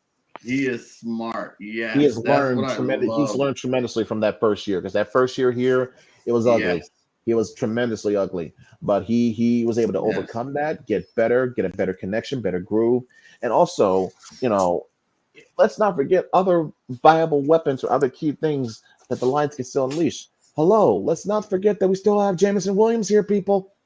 This could still be the J-Mo breakout game. I'm just saying. Yeah. I know everybody's going to be focusing on this and that, but hey, this would be the perfect time to say, hey, let's give J-Mo, let's remind people why we picked J-Mo at 12 overall, just like we reminded people why we picked Gibbs at 12 overall. He's not just another Clifford Franklin. Right. I don't know if have you ever watched the movie The Replacements with Keanu Reeves? Oh, of course we all have. You remember Clifford Franklin? Exactly. Oh yeah. Far from it. That wide receiver who kept dropping passes until that game in Phoenix. Oh, or my Coach goodness. McGinty. Gene Hackman is awesome. Yeah. Started putting some glue on Franklin's hands. Well, that would be unnecessary, frankly. No stickum necessary here for J-Mo. I'm sorry. I love that movie. I didn't mean to go. Or like, me too. But reminds me a little. Gotta get back to business here. Chris Palme. I don't remember what team it was, but maybe it was the 49ers. When that dude intercepted the ball and he got up and he was running all over the field, and the coach was like, "Go down, go down." He reminded me of remember Danny Bateman? Remember on The Replacements where Keanu Reeves had to tackle him, and he was like, "Good hit, Falco, good hit." Oh yeah, that's right. Yeah, that was against San Diego. Was it? Yeah, it was one team though. But I mean, there was a guy just recently he picked the ball off and he took off running, and they just wanted him to take a knee, and he kept running like he was Danny that could have been Bacon. dangerous. That could have been dangerous. I know, The but it was funny. But it was funny. Yeah. But yep. But it's time to do scoring predictions. Chris Pame comments Niners 24-13 because the Niners physical and secondary will stop the Lions offense. The Niners championship game experience. The Lions are rookies in this game. Those are two things that are facts there. But Goff is 3-6 lifetime against the Niners, and the game. This may not mean anything. The game won't be on the turf. They'll be outside Ford Field. The Lions are not the same team, but the Lions have played on natural grass and turf before, and they've won games as well. I know he's probably getting flashbacks to the Chicago game and the Baltimore game, but Yeah. I can easily see this playing out like Kansas City, easily. Oh, yeah, me too. It comes down to it's a one score game coming down to the end of the fourth quarter, and whoever has the ball last has to execute execute better on that last drive to win the game. Yes. Whether it be you got the score and now you got to defend, or you're trying to get that game winning score. This is going to sound. Can I give crazy. my game prediction really quick? Absolutely, give yours first. Absolutely. Yes, Manny, go first. Can I give you? Can I? Who? Yeah, Manny, go first. Go ahead. Sorry. Okay. Yeah, Manny. So, let me tell you. Okay. So here's what I believe needs to happen from a coach's view. All right. For one, you're right. The guy's right about the San Francisco defense, but I'm going to tell you what Detroit needs to do is control the line of scrimmage. We need to be able to have a rushing attack. We need to be able to run the ball so we can eat the clock and keep the San Francisco offense off the field. All right. We need to be able to give our defense. We can't have our defense out there. We need to be able to give them a break. We need to eat the clock, control the tempo. All right. We can't go for a high 42 points. It's not going to be a high scoring game.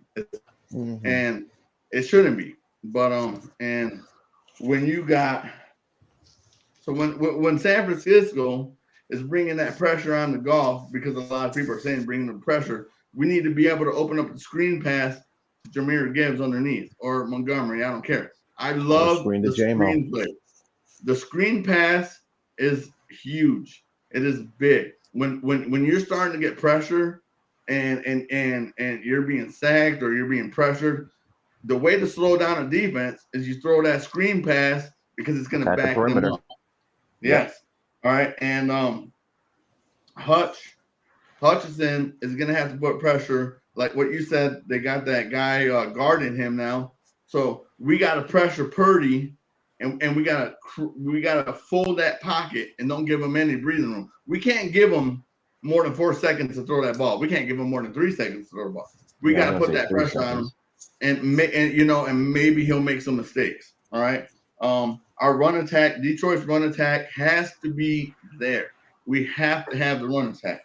Our defense, put the pressure on Purdy. If they don't have Deebo Samuel, that you have they got their tight end Kittle, they got Ayuk, and they got McCaffrey most of all. If we can control McCaffrey, we'll be all right. Mistakes always, whichever team in any football game, the team that has the least amount of penalties, the least amount of mistakes, is usually the team that's going to come out on top. So we have to be able to stay calm. We know we're going onto that field. We know we're going into San Francisco, right? But we know what we need to do, okay? So we got to make sure that we're all on point together. And the less mistakes that we make is going to benefit us. We can't make stupid mistakes. We're going to shoot ourselves in the foot. We can't go down the field be in good position, and then have some stupid holding or some stupid call that brings us back 15 yards Or take a bad sack. or anything like that. You know what I mean? So with that's what I believe. I believe Detroit is going to win this game. I believe that Detroit is going to upset the 49ers on their home field the same way they did the Green Bay Packers last year. I believe that our defense is going to – it's going to come also down, against like Kansas you said, City too. who has the ball last. Yeah. I believe it's going to come to who has the ball last. But I think most of our defense is going to step up. Hutchinson, all those guys, they are going to step up. This is going to be the greatest NFC Championship game probably we've seen in a long time. And I believe that Detroit is going to they're going to barely get it, but they're going to get it, and they are going to go to the Super Bowl. What's your score? My prediction for the score, 24-23. Oh, another 1-point game. Wow. 1 point. It's going to come down to a field goal, or it's going to come down to the defense at how they finish Tampa. It's going to come down to that, or it's going to come down to a field goal. The exact same score, the exact same final score against the Rams in the wild card round at Ford Field. Yep. Ed, you are up next. Similar based on what Manny was saying. Eating up clock will be essential. I've talked enough about the keys and elements involved with this one. Hutchinson getting pressure versus McKivitz will be key. Laporta being able to, I guess, in a sense, duel with Kittle will be essential.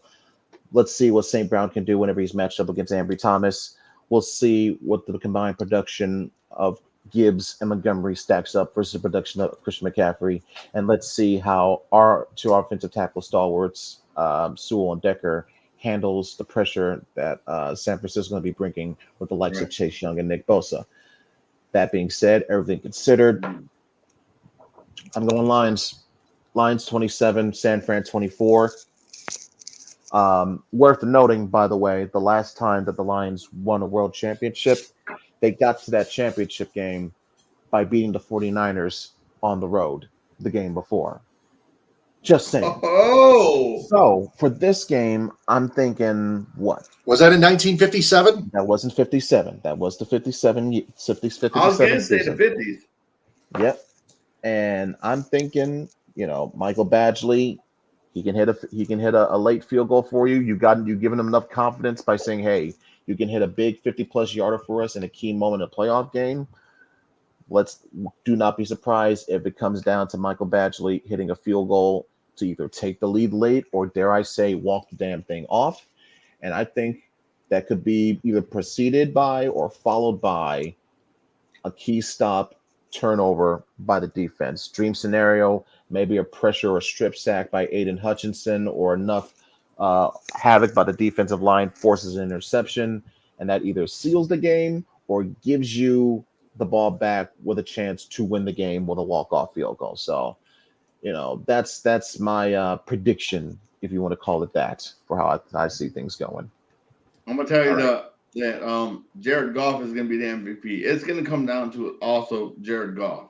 If he can continue to play the way he has and make good decisions and take care of the football, and I'm telling you, Jared Goff, especially under pressure. Exactly. I'm telling you, Jared Goff right now is out to prove everybody wrong. He wants to prove, yeah, I could do this. He wants to take the Lions to the Super Bowl. He wants to be the first Detroit Lions quarterback to go to the Super Bowl and take us there. And we got the team to do it, and we can do it. Defense, offense, as long as we fought, as long as we do what we need to do, and control it, the game. Don't lose our poise. Don't stay focused. And that's the way. And that's Jared Goff. Jared Goff is out to show people that they underestimated him, and he's going to prove it that he was a man for the job. All right. So my prediction is as bold as you you gentlemen's predictions are as well. I'm going to go the Lions 24 and the 49ers 21. Well, look for the look. I mean, the secondary is going to get burned at least a few times in the Lions defense, but the pass rush is still going to be there. For Jared Goff, I would look for him to rush the football himself, like quarterback keepers, like he did one time against the either the Rams or the Buccaneers. I He had a remember QB him. sneak against the Bucks. Yeah, that too. Of course, yeah, that was a good. It was a really fast quarterback sneak for 3 yards when they only needed one. Of course, so Goff's gonna. They're gonna need that too. Didn't even need a shove from anybody. All we need because of how quick. All we need is the AI of golf. Give us an AI and make them fast. You know what I mean? Yeah. Right. Go ahead. I Sorry. know. Go ahead. But anyway, look for Goff to induce more smart quarterback keepers and fool every defensive lineman and defensive end for the 49ers and linebackers to try to chase Jared Goff down when he gets that first down in a much needed situation. Right. In a critical situation when the Lions need the first down the most, especially on third downs, especially even on fourth downs, mind you. Just so all the bases are covered. So my prediction, Lions 24, 49ers 21. It's a bold prediction, but I think the Lions will get it done on the road. Just saying, any given Sunday. Yes. If it can happen. Yes. They beat Kansas City by one. They beat Green Bay by like 3 possessions or 2 possessions, 34-20.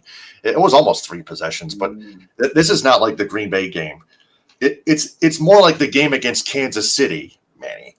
Just so you know, it's closer. It was a 1-point game. Yeah.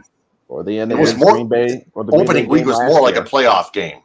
Yeah, it was. Yeah. As opposed to the game in Green Bay. Yeah. So it should be like, how Harbaugh, how they say that? Who's got it better than us? Or how's that go? Nobody. Yep. And Detroit needs to be like, nobody. Right. So that was all. That's for all of Michigan there, baby. That's for all of Michigan. Yeah, true. So those are our predictions for the Lions and 49ers. And in the NFC Championship game, Sunday at 6:30-ish p.m. Eastern on Fox. Kevin Burkhardt and Greg Olson on the call on Fox. Dan Miller, Lomas Brown, TJ Lang on the Lions Radio Network. So here's a segment called What We've Learned in terms of all of what we've talked about in this week's episode of the Michigan Sports Truth Podcast. Ed, we'll start with you, and then Manny will follow up. Okay. And I'll bring the caboose. We learned that it was the right time for the Jim Harbaugh era to end at Michigan. We learned that the Pistons will do, while understanding that this season is the lowest of the lows in terms of rock bottom for their rebuild, they're still the mindset of at least wanting to try to make things better. Whether or not they execute, that's still to be determined. What we've learned with the Red Wings is that in regards to how they played in the last 12 games, they're an absolute reliable, likely contender for the playoffs. And what we learned in terms of the Lions is that this season they've been proven time and time again, and the words of coaches and players themselves, that they're built for this.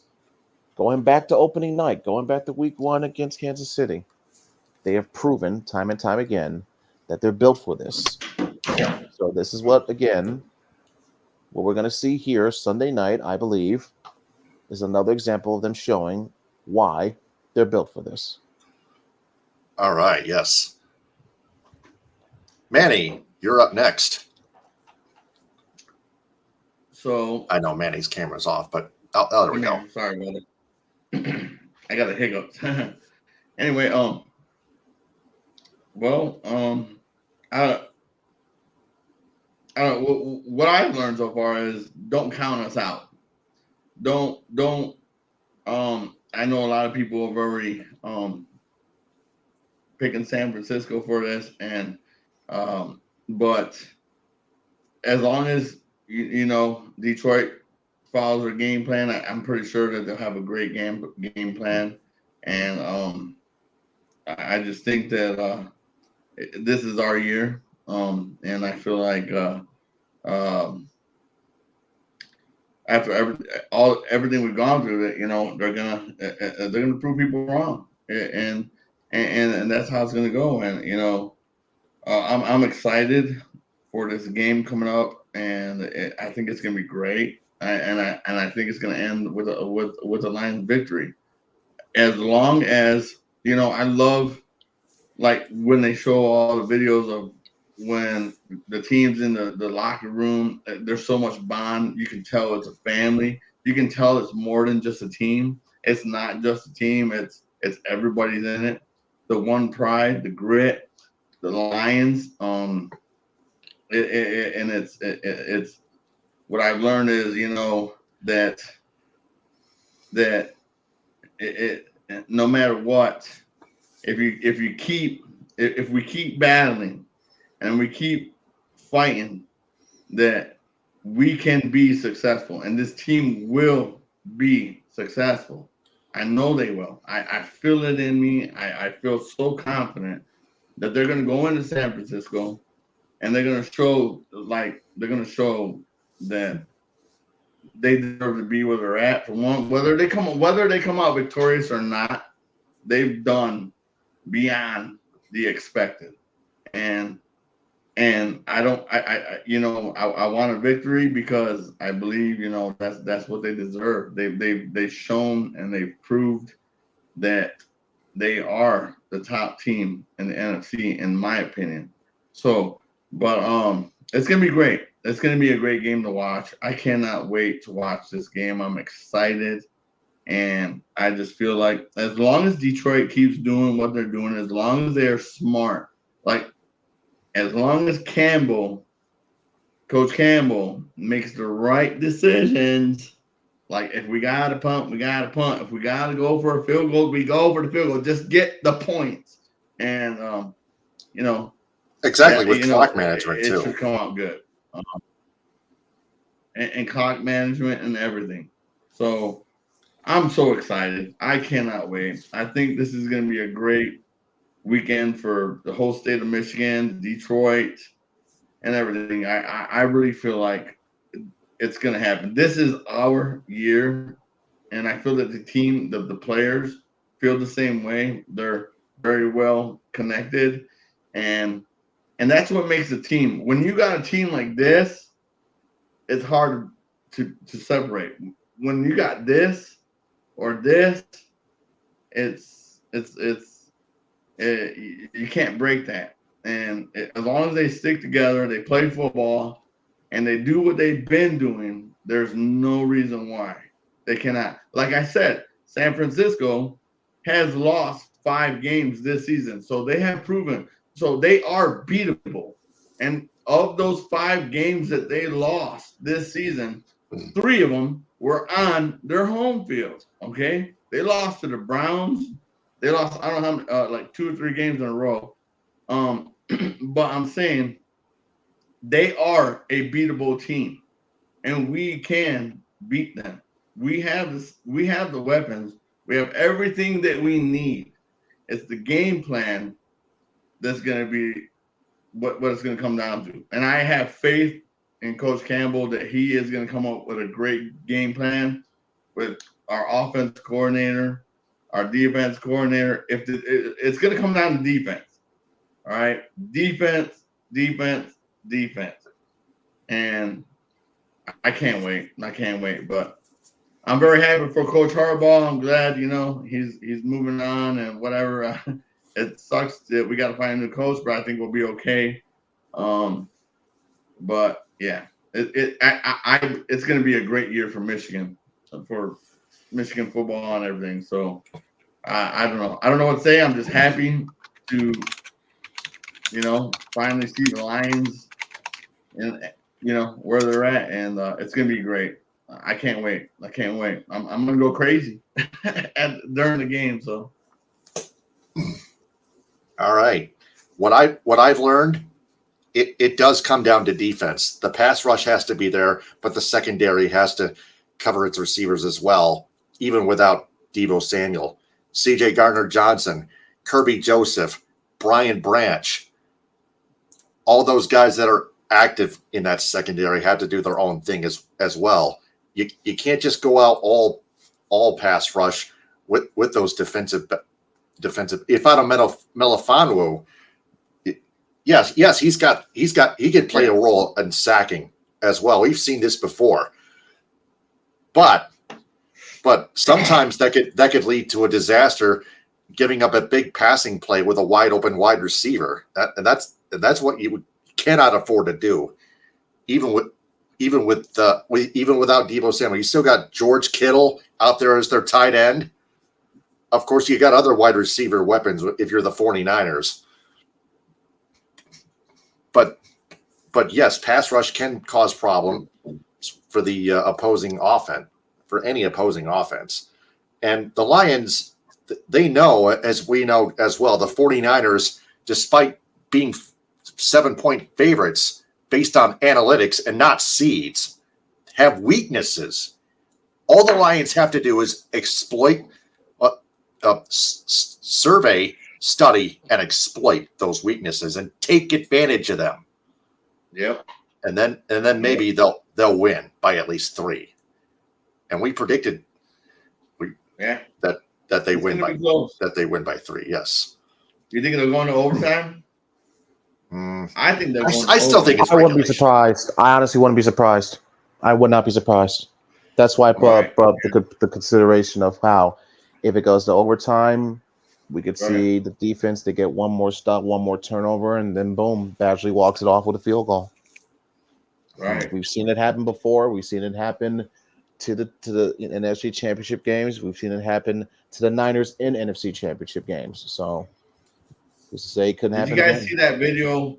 They were showing video on the NFL Network of when the last time the Lions almost beat the 49ers, where Eddie Murray missed that field goal. Yeah, exactly. That's exactly what I'm thinking of.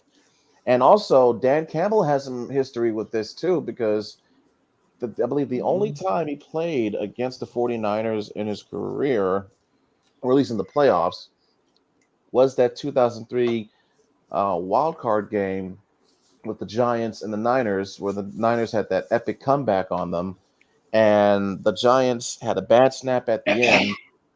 Again, field goal situation, bad snap. It cost the Giants, and the Niners won 39-38. Dan Campbell was in that game, so this could be another subplot to drop in the background of that as well. And once again, like you said, if it comes down to a field goal, I would not be surprised either way. Oh, I think it'll definitely come.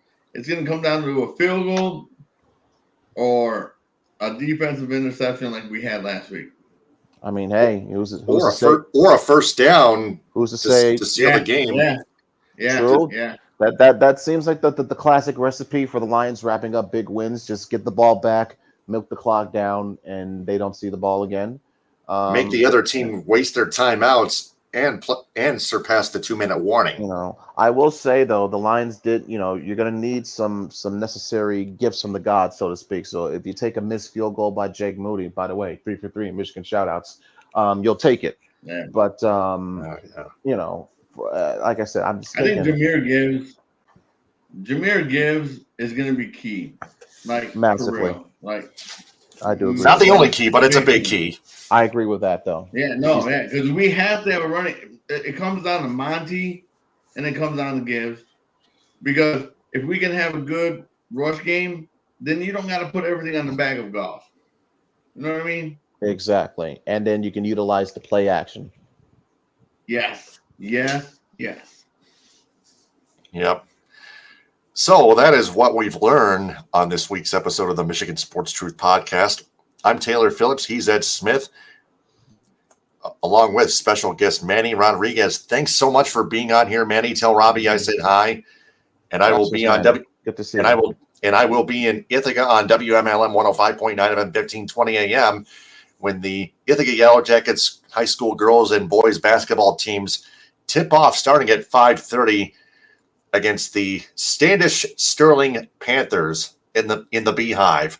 I'll begin my 5:20 pregame on WMLM. Unfortunately, that station does not stream online, but at least they have a Facebook page. Give them a like. Right. But for now, follow the Michigan's. Yep. Thank you. I just want to say thank you, guys. Thank you for having me on your podcast. I appreciate it. And I love to talk football anytime. And I enjoyed talking with you guys. It was great. I really appreciate it. And like Taylor was saying, I am the owner and the head coach of the Mid-Michigan Eagles. It's a minor league football team that's here in Mid-Michigan. And hopefully we can get some people to come out and support us too. But thank you very much, Taylor, for bringing me on your podcast. I really appreciate it. I love talking If you could, anytime. It was our pleasure, Manny. Trust me. yeah, if you could spread the word about our platforms on X, formerly Twitter, and Instagram at Michigan_Truth, and on Facebook. We also have a YouTube channel at the Michigan Sports Truth Podcast. Subscribe, like our videos, and turn on all notifications on the bell icon, especially when we go live. Awesome. Yeah. And we even have audio episode, our episodes in audio form on Spreaker. Follow that and listen to it in audio form on Spreaker. Follow me on X, TikTok, Instagram, and YouTube at DT2 Phillips. Follow Ed Smith on X, Instagram, Twitch, and YouTube at EdSmith313. Shout out to our top commenter on Facebook and YouTube, Chris Pame of Live with CDP on WQEE 99.1 FM in Atlanta, Georgia. All the contents are there. WQEEFM.radio12345.com. At Chris D. Pame on X, at Chris Pame on Instagram, and at Live with CDP on TikTok, Chris Pame on Facebook. Business shout-outs go to Athletical Physical Therapy on Woodward and Ferndale, the B4 Foundation. Of course, Manny, you're aware of that. Yes, I am. Burke's Waterfront Restaurant in Cadillac. Cali Tickets, call Mark Goldman at 877-225-8425 or visit calitickets.com to go see live concerts. Creative Embroidery of Cadillac for designing the Michigan Sports Truth Podcast logo on my long sleeve shirt and t-shirt. Yes, I got new tripods this past Christmas. Cuts by Melanie in Lake City. I got a haircut appointment next Thursday at 2:30 p.m. Let's roll with it. Rolled ice cream. Their flavor of the week is strawberry peach. Man, that's another good one. Follow them on TikTok at The Food Mafia LLC and on Instagram at The Food Mafia Rolled Ice Cream. Northern Star Event Rentals in Cadillac. Call Heather Krzyzewski at 231-884-8195 and on Facebook. Union Barber in Birmingham. United Food Service Solutions of Grand Ledge, Michigan. United Mobile Power Wash and Dry Ice Works in Southfield. And Well-Being with Catherine Palms on the Northwest Bay portion of the Mitten. I think in Traverse City or Suttons Bay. I think Traverse City. We'll go with that. Our next episode is next Thursday at 10 p.m. We'll try to get another special guest on our show. We will keep you posted on our social media page, on our social media platforms. Again, Manny, thanks again for being here. Spread the word. Thank you for having me, guys. I appreciate it. Hey, let's go Detroit. Yes, sir. Yes, sir. Go Lions. All Go grit. Lions. And on behalf of Manny and Fred Smith, I'm Taylor Phillips signing off, and we'll talk to you next Thursday at 10:30 p.m. Until then, remember, we observe and detect the truth about Michigan sports because the truth is out there. Stay aware and stay on the lookout, everyone. Talk to you next week. Stay safe and go Lions.